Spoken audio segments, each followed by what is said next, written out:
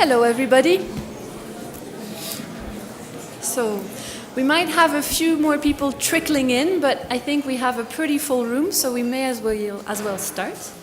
I'll introduce myself briefly. My name is Charlotte Dufour. I work in the Food and Agriculture Organization in the Nutrition Division in Rome. And we're very pleased to be co-organizing this event together with the International Federation of the Red Cross. And within FAO, it was a collaboration between the Nutrition Division and the Emergency Division. So I will first start by introducing the issue.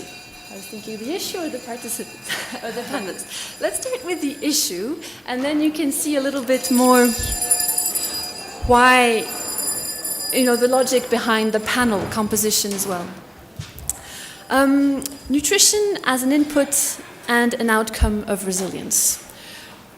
Why did we feel it was important to put this on today's agenda?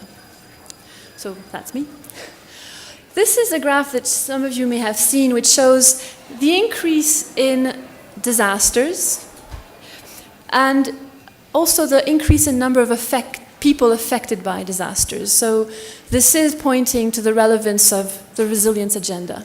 Interestingly, the curve that you see on the left-hand side, which is going down, is the number of casualties, people dying as a consequence of disasters. So maybe there is improvement in the way we're tackling some of these disasters. And yet, if we start looking at nutrition issues, malnutrition worldwide is decreasing, slowly, too slowly, but where it is not decreasing rapidly or even remaining unacceptably high tends to be in the countries that are affected by natural or man-made disasters. So you see on this map that these 34 countries account for 90%, they are home to 90% of the world's malnourished children, right? And if we see this slide over here, which you may not be able to read, but this is a list of countries that were characterized in an FAO report, the State of Food Insecurity in 2010, as being in what were called protracted crises. The list may have evolved since, but what was interesting is if we look at the stunting rates in those countries, they range from 30 to 60% of children under 5. And in quite a few countries, they exceed 40%, and in countries like Afghanistan, exceed 60%. Now, those are national averages. And what we see within those countries, if we go down to those areas which are most affected by chronic vulnerability or drought or conflict, those will be the areas where you have very high malnutrition rates.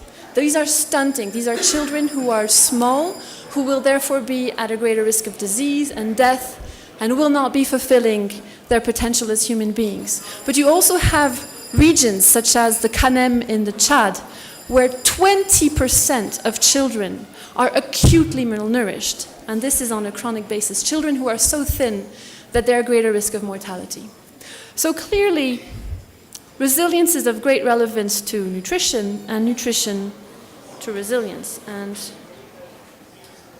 there we go. Which is why we thought it was very important to bring these two agendas together today. And maybe ask ourselves how we can make those linkages stronger in the response and in the way we address them. Both of them are at the top of the agenda. This has been triggered by a failure to address and prevent food and nutrition crises effectively. And the persistence of malnutrition does highlight chronic and structural vulnerabilities beyond emergency needs. So we believe that resilience cannot be achieved without addressing malnutrition, and that malnutrition cannot be addressed if we do not strengthen resilience. So those are the core ideas that we will be developing. We will start by a presentation by Domiti Kaufmann, who is working with FAO's Nutrition Division and Emergency Divisions together. She's our bridge. She will be talking about concepts and operational linkages between the two. Then Jill Clements will highlight some of country experiences from the International Federation of the Red Cross. Then we will be going to Johan Heffink from ECHO here in Ethiopia, who will share the EU's approach here in Ethiopia to bringing together the different programs, you'll explain better, from emergency development perspective, food security, nutrition, and the institutional implications for the EU office here.